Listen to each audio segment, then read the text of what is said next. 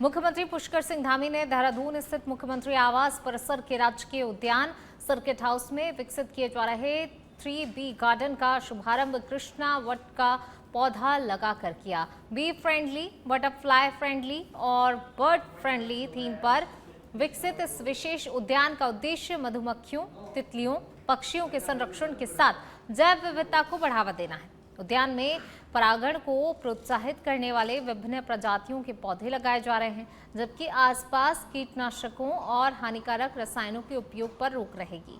मुख्यमंत्री ने कहा कि ये पहल पर्यावरण संरक्षण, प्राकृतिक संतुलन और मधुमक्खी पालन को बढ़ावा देने में महत्वपूर्ण भूमिका निभाएगी। उन्होंने उद्यान विभाग को मुख्यमंत्री आवास परिसर और आसपास के क्षेत्रों में मधुमक्खी पालन गतिविधियों के विस्तार के लिए विस्तृत कार्य योजना तैयार करने के निर्देश दिए। इस अवसर पर उद्यान विभाग के वरिष्ठ अधिकारी और प्रशासनिक अधिकारी भी मौजूद रहे।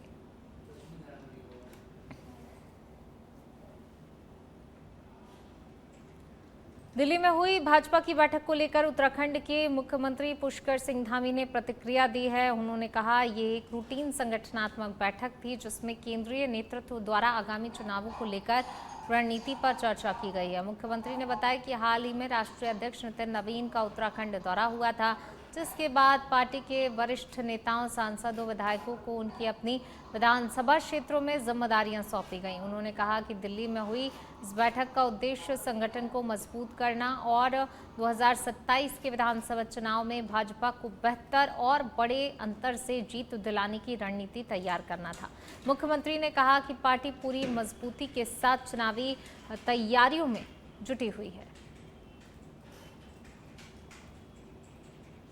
अध्यक्ष का 3 दिवसीय दौरा बहुत ही यहाँ ऊर्जा देने वाला था। हमारे संगठन को व्यवस्थित करने की दिशा में और गति देने की दिशा में बहुत महत्वपूर्ण था और उसमें उन्होंने हर एक दृष्टि से हर पहलू पर सभी कार्यकर्ताओं का, पदाधिकारियों का मार्गदर्शन किया और उसमें ये जो आप कह रहे हैं उसके लिए भी जो सीटें ऐसी हैं जिन पर भारतीय जनता पार्टी नहीं जीत पाई, उन पर अलग तरीके से योजना बनाई गई है, उन योजनाओं पर काम है।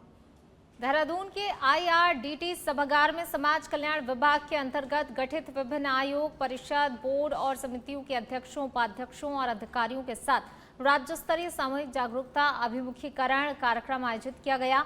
इस कार्यक्रम में मुख्यमंत्री पुष्कर सिंह धामी और समाज कल्याण मंत्री खजान दास मुख्य रूप से उपस्थित रहे। कार्यक्रम का उद्देश्य समाज कल्याण विभाग की योजनाओं को अधिक प्रभावी और पारदर्शी तरीके से अंतिम व्यक्ति तक पहुंचाना बताया गया। मुख्यमंत्री धामी ने कहा कि सरकार का संकल्प है कि निर्बल वर्ग और समाज के अंतिम छोर पर खड़े व्यक्ति तक योजनाओं का लाभ बिना किसी बाधा के समय पर पहुंचे। उन्होंने आगे कहा कि राज्य सरकार का मंत्र सरलीकरण, समाधान, निस्तारण है और इस तरह के सम्मेलन से योजनाओं के क्रियान्वयन में तेजी आएगी। मुख्यमंत्री ने विश्वास जताया कि मंथन और समन्वय से जरूरतमंदों को योजनाओं का अधिक प्रभावी लाभ मिल सकेगा। आज समाज कल्याण विभाग के अंतर्गत होने वाली बहुत सारी गतिविधियां जो निर्बल वर्ग के लिए, समाज के अंतिम छोर में रहने वाले लोगों के लिए जो योजनाएं संचालित होती हैं, उन योजनाओं का लाभ उन पात्र लोगों को मिले, उन जरूरतमंद लोगों को मिले, समाज के अंतिम छोर में खड़े हुए व्यक्ति तक पहुंचे। इसके लिए जागरूकता सतर्कता अभियान, इसका सम्मेलन यहाँ पर आज हुआ है। निश्चित रूप से इस सम्मेलन के माध्यम से हमारे सभी मेंबर, सभी आयोगों के, परिषदों के अध्यक्ष, उपाध्यक्ष गण उन्होंने भाग लिया है। उनके माध्यम से सरकार की योजनाएं उन वर्गों तक पहुंची और बिना किसी रिकॉर्ड के, बिना किसी बाधा के समय पर पहुंचे और जो भी पात्र लोग हैं उनको लाभ मिले। सरलीकरण, समाधान, निस्तारण ये हमारा शुरू से मंत्र रहा है। उसी के बारे में आज यहाँ पर चिंतन और मंथन हो रहा है।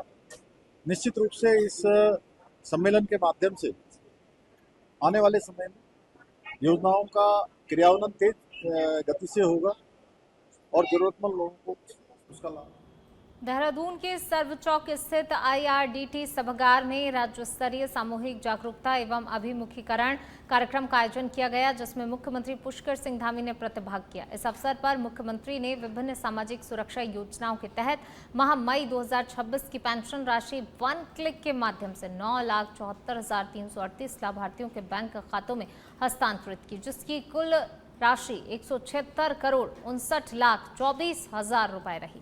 कार्यक्रम के दौरान मुख्यमंत्री ने नशा मुक्त अभियान, वरिष्ठ नागरिकों के सम्मान, इसके साथ ही देखभाल की शपथ भी दिलाई। अपने संबोधन में मुख्यमंत्री धामी ने कहा कि सरकार का लक्ष्य योजनाओं का लाभ बिना किसी बाधा के समाज के अंतिम व्यक्ति तक पहुंचाना है। उन्होंने केंद्र और राज्य सरकार की विभिन्न जन कल्याणकारी योजनाओं का उल्लेख करते हुए विकास कार्यों की प्रगति और राज्य की आर्थिक उपलब्धियों पर भी प्रकाश डाला। उन्होंने योजनाओं के प्रभावी क्रियान्वयन के लिए 4 सूत्रीय रणनीति पर भी जोर दिया।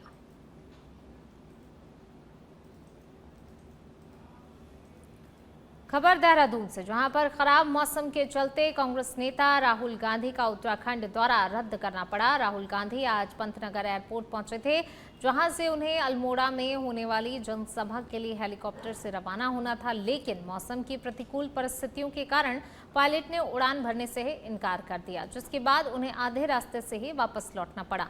राहुल गांधी का आज और कल 2 दिवसीय कार्यक्रम प्रस्तावित था, जिसमें अल्मोड़ा में पब्लिक मीटिंग, पौड़ी में पूर्व सैनिकों से संवाद और देहरादून में कांग्रेस नेताओं के साथ बैठक शामिल थी। दौरा रद्द होने के बाद राहुल गांधी ने सोशल मीडिया के माध्यम से संदेश जारी कर कहा कि वे जल्द ही उत्तराखंड आएंगे और प्रदेश के लोगों से मुलाकात करेंगे, संवाद करेंगे। उन्होंने बताया कि वे राज्य के आर्थिक, सामाजिक और विकास से जुड़े हुए मुद्दों पर चर्चा करना चाहते थे, लेकिन मौसम की खराबी के कारण कार्यक्रम पूरा नहीं हो सका। सुबह हम दिल्ली से उत्तराखंड आए। पंतनगर से अल्मोड़ा हमारी हेलीकॉप्टर की फ्लाइट थी। रास्ते में पायलट ने कहा कि मौसम बहुत खराब है और वो आगे नहीं जा सकता और हमें पंतनगर लौटना पड़ा। मैं चाहता था कि आज मैं आपसे मिलूं और उत्तराखंड की जो पॉलिटिकल सिचुएशन है, इकोनॉमिक सिचुएशन है, इसके बारे में बात करूं, उत्तराखंड के भविष्य के बारे में आपको बताऊं, मगर दुख की बात है कि मुझे आज वापस लौटना पड़ा। जल्दी से जल्दी हम ये प्रोग्राम फिर से करेंगे।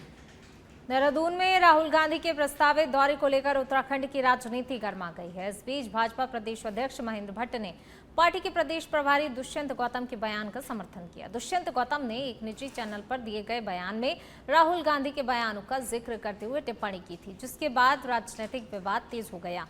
महेंद्र भट्ट ने कहा कि उनके प्रदेश प्रभारी ने जो कहा है वह सही संदर्भ में कहा गया है और इसमें कुछ भी गलत नहीं है। उन्होंने ये भी कहा कि राहुल गांधी के पुराने बयानों का हवाला देते हुए ये प्रतिक्रिया दी गई है। इस पूरे मसले के बाद कांग्रेस और भाजपा के बीच आरोप प्रत्यारोप का दौर तेज हो गया है। देवभूमि की राजनीति में इस बयान को लेकर सियासी तापमान बढ़ गया है और दोनों ही दलों के बीच जुबानी जंग भी और तीखी होती जा रही है। जो बात बोली वो उन्होंने दोहराई है। राहुल गांधी का स्वयं का बयान था और उन्होंने कहा कि भाई मंदिरों के अंदर जो लोग जाते हैं वो लड़कियों को छेड़ते हैं, तो उन्होंने राहुल गांधी इस बात को कहा, वही कहा है। और क्योंकि उत्तराखंड देवभूमि है, यहाँ मंदिर बहुत है, इसलिए प्रश्न स्वतः ही खड़ा हो। टिहरी गढ़वाल जिले में मुख्य सचिव आनंद वर्धन ने जनपद के विभिन्न स्थलों का निरीक्षण किया। तपोवन स्थित बजरंग सेतु का स्थलीय निरीक्षण करते हुए उन्होंने लोक निर्माण विभाग के मुख्य अभियंता ओमप्रकाश से सेतु की इंजीनियरिंग, संरचना, तकनीकी विशेषताओं और निर्माण कार्यों की विस्तृत जानकारी ली। मुख्य सचिव ने परियोजना की प्रगति के साथ सुरक्षा मानकों की समीक्षा करते हुए आवश्यक दिशा निर्देश दिए। इसके बाद उन्होंने नरेंद्र नगर विकासखंड के प्लाज्डा स्थित हिलांस हिमालयन भोजनालय का भी निरीक्षण किया, जहां संचालक बीना पुंडीर ने भोजनालय की गतिविधियों, बिक्री और वित्तीय सहयोग की जानकारी दी।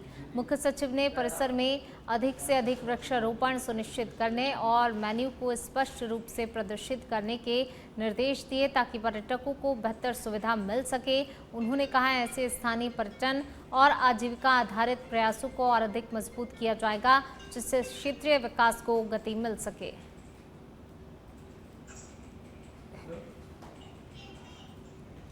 ऊधम सिंह नगर से खबर है, जहां पर लोकसभा में नेता प्रतिपक्ष राहुल गांधी का प्रस्तावित अल्मोड़ा दौरा खराब मौसम के कारण रद्द करना पड़ा।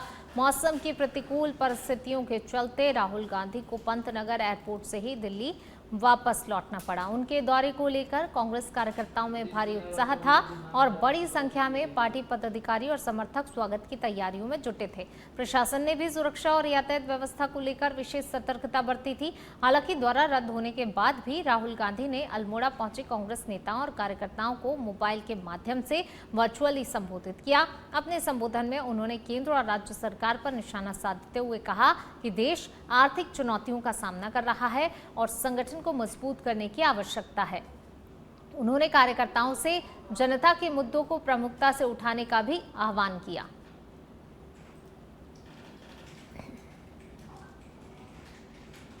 उत्तराखंड सरकार ने दायित्वधारियों की चौथी सूची जारी कर दी है, जिसमें 7 लोगों को विभिन्न अहम जिम्मेदारियां सौंपी गई हैं। इस नई सूची के साथ राज्य में दायित्वधारियों की संख्या अब लगभग 100 के करीब पहुंच गई है।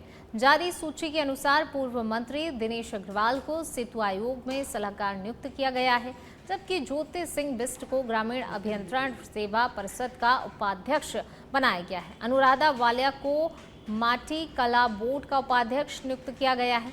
इसके अलावा पूर्व सैनिक कल्याण सलाहकार परिषद में गंभीर सिंह धामी और शमशेर सिंह को उपाध्यक्ष की जिम्मेदारियां सौंपी गई हैं। वहीं ज्योति कोटिया और अभिषेक शाही को गोरख कल्याण परिषद का उपाध्यक्ष नियुक्त किया गया है। जिम्मेदारी मिलने पर ज्योति सिंह बिष्ट ने मुख्यमंत्री पुष्कर सिंह धामी और शीर्ष नेतृत्व का आभार व्यक्त करते हुए कहा, वे अपने अनुभव के आधार पर विभाग में बेहतर कार्य करेंगे और सरकार के विश्वास पर खरा उतरने का भी प्रयास करेंगे। देहरादून के चंद्रमणि क्षेत्र में जमीन विवाद का मामला सामने आने से हड़कंप मच गया। विवादित भूमि को लेकर दोनों ही पक्षों के बीच स्वामित्व और कब्जे को लेकर लंबे समय से मतभेद चल रहा था, जो कि हाल ही में बढ़कर तनाव का कारण बन गया। मामला बढ़ने पर प्रशासन और पुलिस को मौके पर पहुंचना पड़ा, जहां एसडीएम के नेतृत्व में भारी पुलिस बल ने स्थिति को नियंत्रित किया। स्थानीय लोगों के अनुसार यह विवाद काफी समय से चल रहा था, लेकिन अब दोनों ही पक्ष अपने अपने दावे पर अड़े हुए हैं। फिलहाल प्रशासन ने मामले की जांच शुरू कर दी है और सभी संबंधित दस्तावेजों की बारीकी से पड़ताल की जा रही है। अधिकारियों ने लोगों से शांति बनाए रखने और कानून व्यवस्था में सहयोग करने की अपील की है। प्रशासन का कहना है, जांच पूरी होने के बाद ही वास्तविक स्थिति स्पष्ट होगी और नियमों के अनुसार आगे की कार्रवाई की जाएगी। जमीन इसमें 2 पार्टियों की है, एक हाई कोर्ट से जीत के आया है और आधी जमीन हमारी है। ठीक है, उसके हमने एसटी आयोग में भी केस डाला हुआ है। ठीक है, और जिस तरह आप लोग देख रहे हैं, ये लोग हमें हमारी ज़मीन पे नहीं आने देते, धक्का मुक्की, गाली गलौज।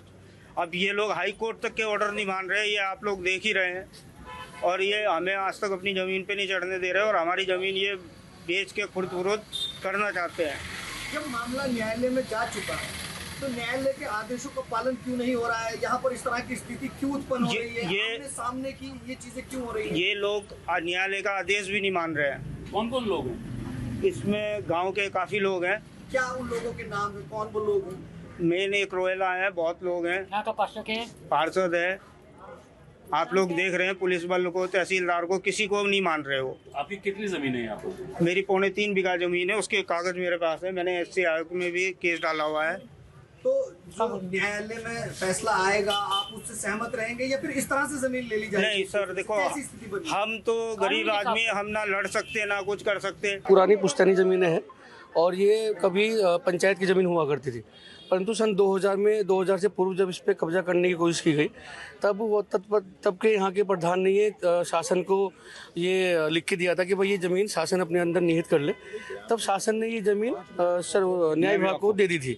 न्याय विभाग ने इस पर सर्वे किया था और ये उस पर अपनी बिल्डिंग बनाना चाह रहा था, परंतु उस पर वाटर लेवल ऊपर ऊंचा होने के चक्कर में फिर बिल्डिंग नहीं बनाई गई। उन्होंने बोला भाई हमारी बिल्डिंग के लिए लायक नहीं है, तब ये हस्तांतरित की गई थी श्रम विभाग को। तब से ये भूमि श्रम विभाग के निहित है, उसके पास कागजों में भी श्रम विभाग के पास ही है। और ये पुरानी ग्राम सभा की ज़मीन है, तब से यहाँ बच्चे खेलते हैं, लोग खड़े रहते हैं, यहाँ पर गाड़ियाँ खड़ी करते हैं, खेलते हैं, बच्चों गरीब लोगों की शादियाँ होती हैं। परंतु अब क्या है, कुछ भू माफिया फर्जी दस्तावेज लेकर और कोर्ट के माध्यम से इस पर कब्जा करना चाह रहे हैं। पहले भी पूर्व में कई बार इस पर कोशिश हो चुकी है, परंतु पूरा क्षेत्र, पूरा गांव, पूरा क्षेत्र इसमें इकट्ठा है और ये हम जमीन ये नहीं जाने देंगे। देखिए, माननीय उच्च न्यायालय ने एक आदेश जारी किया है 30/5/2026 को, जिसमें कहा गया है कि पूर्व में जो धारा 41 के अंतर्गत डिमार्केशन होनी थी, जो लंबित थी, उसमें 10 जून से पूर्व इसकी पिलारबंदी करके माननीय उच्च न्यायालय को इसमें रिपोर्ट भेजनी है और उसी के अनुसार जो है आज यहाँ पर हमारी पूरी टीम उपस्थित है और पुलिस बल के साथ उपस्थित है और माननीय न्यायालय के आदेशों का अनुपालन कराया जा रहा है। दो पक्ष आमने सामने हैं। एक पक्ष कह रहा है कि हमारे पास तमाम दस्तावेज हैं और दूसरे पक्ष के ऊपर आरोप लगाया जा रहा है कि ये लोग कब्जा कर रहे हैं। देखिए, तो अधिकारियों का इसमें क्या? देखिए, माननीय न्यायालय में चूंकि ये ऑलरेडी चल रहा है तो हमारे स्तर से किसी प्रकार की कोई टिप्पणी नहीं की जा सकती है, क्योंकि माननीय न्यायालय ने ये कहा है कि जो आदेश पूर्व में पारित हो चुका है उसके अकॉर्डिंग मीनारबंदी होनी है। चूंकि दूसरे पक्ष के वकील भी पिछली तिथि में उपस्थित हुए थे माननीय न्यायालय में और उनकी दलीलें भी वहां पर सुनी हुई होगी, तो उसके बावजूद न्यायालय ने जो है पिलरबंदी करने का आदेश यथावत रखा। तो कितने एरिया की पिलरबंदी हुई है जी? कितने एरिया की पिलरबंदी हुई? लगभग ये 2100 समथिंग वर्ग मीटर की है जिनकी ये पिलरबंदी। देहरादून में मानसून सीजन और डेंगू के संभावित खतरे को देखते हुए नगर निगम ने डेंगू नियंत्रण के लिए विशेष अभियान की शुरुआत की है। नगर निगम परिसर से लार्विसाइडल टैंकर अभियान का औपचारिक शुभारंभ महापौर सौरभ थपलियाल और नगर आयुक्त आलोक कुमार पांडे ने हरी झंडी दिखाकर किया। इस दौरान प्रथम चरण में लगभग 15 लार्विसाइडल टैंकरों को शहर के विभिन्न वार्डों और संवेदनशील क्षेत्रों के लिए रवाना किया गया। ये टैंकर जलभराव वाले स्थानों, नालों, खाली भूखंडों, निर्माण स्थलों और अन्य संभावित मच्छर प्रजनन क्षेत्रों में नियमित रूप से छिड़काव करेंगे ताकि मच्छरों के लार्वा को प्रारंभिक अवस्था में नष्ट किया जा सके। नगर निगम ने इसे एक व्यापक जन स्वास्थ्य अभियान बताते हुए कहा कि इसके तहत न केवल छिड़काव बल्कि जन जागरूकता, क्षेत्रीय निरीक्षण और स्वच्छता गतिविधियां भी चलाई जाएंगी, जिससे कि डेंगू के प्रसार को प्रभावी तरीके से रोका जा सके। में क्या होता है कि बारिश कभी भी आ सकती है। दूसरा क्या है, सड़कों पे गड्ढे, घरों के आसपास गड्ढे, नालियाँ बहुत हैं, तो सबको भी अपने कूलर और इत्यादि की सफाई करनी चाहिए और नगर निगम भी कोई अपने तरफ से कमी नहीं छोड़ेगा। आज हम लोग निकालने हैं, कुछ हम लोग जो छोटा हाथी है उस पर भी हम लोग वो करेंगे टैंकर लगा के, ताकि छोटी छोटी गलियों में भी हो सके और हम लोग दवा कर सकें। इसके अतिरिक्त मैंने ये भी कहा है कि जितनी भी दवाएं यहाँ होती हैं सबका सैंपलिंग कराया जाए, स्वतंत्र लैब से जांच भी कराया जाए और उस पर किसी प्रकार का मैं समझौता नहीं करूँगा। सर, आमतौर से देखा गया है, ये पहले भी जानकारियाँ मिली हैं कि साफ पानी पर डेंगू का लार्वा पैदा होता है, एक पर्टिकुलर टेम्परेचर के दौरान ही पैदा होता है, तो उसको लेके क्या कोई जागरूकता अभियान चलेगा या फिर क्या? बिल्कुल, देखिए डेंगू के लिए पर्याप्त, चूँकि काफ़ी 3 साल पहले यहाँ डेंगू काफ़ी आया था, 2019 में आया था, तो उसका एक साइकिल होता है और डेंगू के लिए प्रचार प्रसार भी चलेगा और इसीलिए आपने देखा कल बारिश हुई तो आज हमने आज से ही शुरू कर दिया है। तो हर व्यक्ति को जागरूक होना पड़ेगा, प्रचार प्रसार और इसके अतिरिक्त दवाओं का छिड़काव, ये सब हम लोग करें। तड़के सुबह दून पुलिस को उस समय बड़ी सफलता हाथ लगी है जब विकास नगर के नया गांव क्षेत्र में चेकिंग के दौरान पुलिस और बदमाशों के बीच मुठभेड़ हो गई। पुलिस ने राजस्थान के 2 बदमाशों को गिरफ्तार कर लिया, जबकि मुठभेड़ के दौरान एक बदमाश के पैर में गोली लगने से वह घायल हो गया। 3 अन्य फरार बदमाशों की तलाश में पुलिस की टीमें लगातार सर्च ऑपरेशन चला रही हैं। जानकारी के अनुसार नया गांव चौकी बैरियर पर नाकेबंदी एवं सघन चेकिंग के दौरान राजस्थान नंबर की एक संदिग्ध स्विफ्ट कार को रोकने का प्रयास किया गया। पुलिस को देखकर कार सवार बदमाशों ने बैरियर को टक्कर मारते हुए सलाकुई की ओर भागने का प्रयास किया। पुलिस टीम ने तत्काल उनका पीछा किया। पीछा करते हुए बदमाश चांदनी चौक से भूरपुर की ओर पहुंचे और रामगढ़ रपटे के पास अपनी कार छोड़कर नदी की तरफ भागने लगे। इसी दौरान बदमाशों ने पुलिस टीम पर फायरिंग शुरू कर दी। जवाब में पुलिस ने आत्मरक्षा में फायरिंग की, जिसमें एक बदमाश के पैर में गोली लग गई, तो वहीं दूसरे बदमाश को पुलिस ने पीछा कर धर दबोचा। घायल बदमाश को तत्काल प्रेमनगर चिकित्सालय पहुंचाया गया, जहां पर प्राथमिक उपचार के बाद उसे दून अस्पताल रेफर कर दिया गया। वर्तमान में उसका उपचार दून अस्पताल में चल रहा है।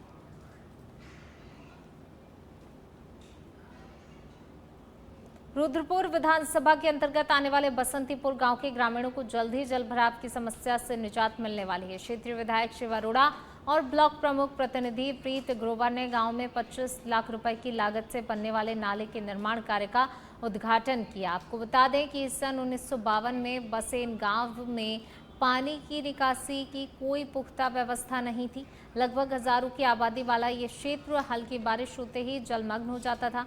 बारिश का पानी लोगों के घरों के अंदर तक घुस जाता था। ग्रामीणों की इस पुरानी मांग को प्राथमिकता देते हुए विधायक ने त्योहारों के सीजन में ये बड़ी सौगात दी है। इस मौके पर ग्रामीणों ने विधायक और ब्लॉक प्रमुख प्रतिनिधि का फूल मालाओं के साथ जोरदार स्वागत किया।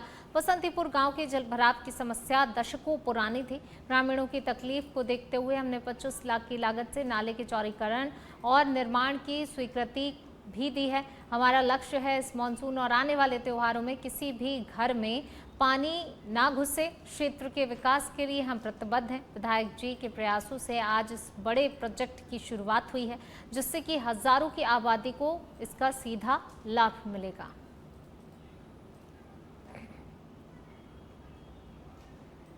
मर्यादा पुरुषोत्तम भगवान श्री राम की पावन गाथा से लोहा घाट इन दिनों भक्तिमय हो गया है। देवांचल सेवा संस्थान के तत्वाधान में रामलीला मैदान में आयोजित श्री राम कथा का शुभारंभ भव्य और दिव्य कलश यात्रा के साथ हुआ। नगर की महिलाओं ने मंगल गीतों और धार्मिक उल्लास के बीच कलश यात्रा निकालकर पूरे नगर को श्री राम के जय घोष से गुंजायमान कर दिया। सैकड़ों श्रद्धालुओं की सहभागिता से निकली कलश यात्रा ने नगर में आध्यात्मिक वातावरण का संचार कर दिया। यात्रा में कथा व्यास, पुराणों के मर्मज्ञ आचार्य प्रकाश कृष्ण शास्त्री, सतीश चंद्र पांडे सहित अनेक श्रद्धालु शामिल रहे। पूरे मार्ग में जय श्री राम के उद्घोष और भक्ति रस से सराबोर भजनों ने श्रद्धालुओं को भाव विभोर कर दिया। रामलीला मैदान में कथा का वाचन कर रहे आचार्य प्रकाश कृष्ण शास्त्री कुमाऊनी भाषा में श्री राम कथा का रसपान करा रहे हैं। अपनी मातृभाषा में कथा सुनने का अवसर मिलने से क्षेत्रवासियों में विशेष उत्साह देखने को मिल रहा है। कथा के माध्यम से जहां पर श्रद्धालु भगवान श्री राम के आदर्शों से जुड़ रहे हैं, तो वहीं अपनी लोक भाषा और सांस्कृतिक विरासत के प्रति भी लोगों का जुड़ाव मजबूत हो रहा है। विभिन्न सुर, लय, ताल और मधुर संगीत से सजी कथा के प्रथम दिन आचार्य श्री ने भगवान श्री राम के अवतरण से पूर्व की घटनाओं और राम जन्म की पावन पृष्ठभूमि का विस्तार से वर्णन किया है।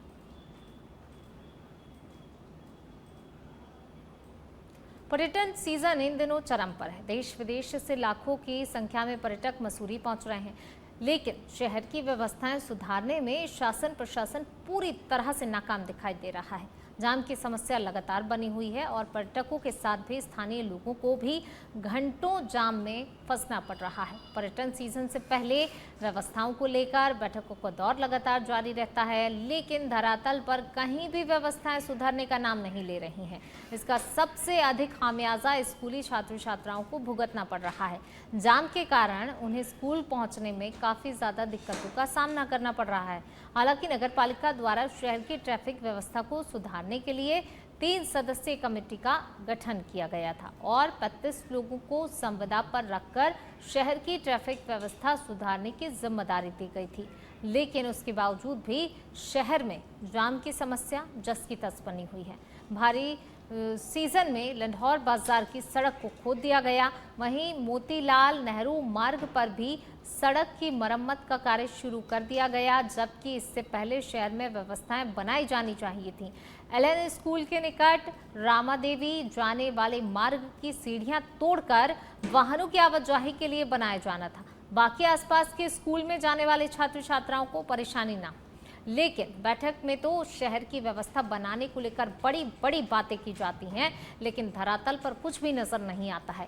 इन मार्ग के बन जाने से Saint clear school, Bal Shiksha Sadan school, बायनबर्ग LN school, Saint George college Hilbert school, RN Bhargava inter college जाने वाले छात्र छात्राओं को काफ़ी सुविधा मिल जाती है।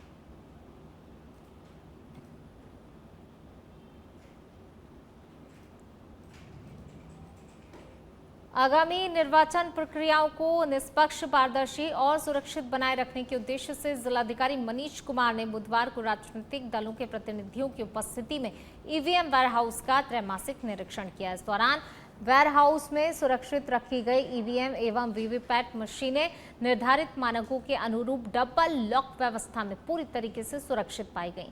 जिला अधिकारी ने वेयर हाउस की सुरक्षा व्यवस्था का बारीकी से निरीक्षण करते हुए विद्युत आपूर्ति, सीसीटीवी कंट्रोल रूम, साफ सफाई, सुरक्षा प्रबंधन की समीक्षा की। उन्होंने संबंधित अधिकारियों को निर्देशित किया कि निर्वाचन आयोग के सभी सुरक्षा मानकों का अक्षरशः पालन सुनिश्चित किया जाए और वेयर हाउस के रखरखाव में किसी प्रकार की लापरवाही न बरती जाए। निरीक्षण के दौरान जिलाधिकारी ने सुरक्षा व्यवस्था से जुड़े हुए विभिन्न पहलुओं की जानकारी प्राप्त की और वेयर हाउस में तैनात कार्मिकों को सतर्कता और जिम्मेदारी के साथ कार्य करने के निर्देश दिए। इस अवसर पर अपर जिलाधिकारी एवं उप जिला निर्वाचन अधिकारी K N. Goswami, SDM Champawat BC Pant, SDM Lohaghat Neetu Dangar, जिला सहायक निर्वाचन अधिकारी DS अधिकारी, भारतीय जनता पार्टी के प्रतिनिधि सचिन जोशी, कांग्रेस के प्रतिनिधि मनीष मेहर सहित निर्वाचन विभाग के अधिकारी एवं कर्मचारी मौजूद रहे।